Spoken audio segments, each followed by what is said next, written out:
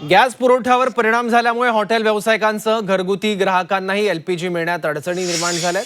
परिणामी अनेकांनी पुन्हा पारंपरिक चुलीचा पर्याय स्वीकारला। यामुळे लाकडाच्या मागणीत अचानक मोठी वाढ झाली असून या वाढत्या मागणीचा परिणाम थेट जंगलांवर होण्याची भीती व्यक्त केली जाते।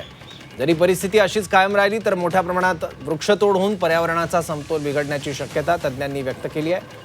म्हणजेच हजारो किलोमीटर दूर सुरू असलेल्या युद्धाचे परिणाम आता स्थानिक पातळीवर पर्यावरणीय संकटाच्या रूपानं समोर येण्याची शक्यता निर्माण झाली आहे। यामुळे गॅस पुरवठा सुरळीत करणं आणि पर्यावरणाचं संरक्षण करणं ही दुहेरी जबाबदारी प्रशासनासमोर आहे। बऱ्याच प्रमाणात मोठ्या प्रमाणात आता लाकडाची खरं मागणी वाढलेली आहे। 10-15 वर्ष जवळ मला आठवते तसं गॅस उपलब्ध असल्यामुळे कधीही लाकडाची मागणी आमच्याकडे लोकांनी केलेली नाही।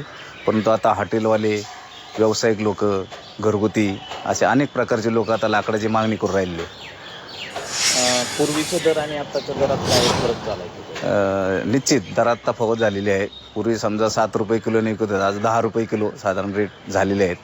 आम्हाला सुद्धा मार्केटमध्ये घेताना चढ्या भावाने घ्यावं लागतात लाकडं।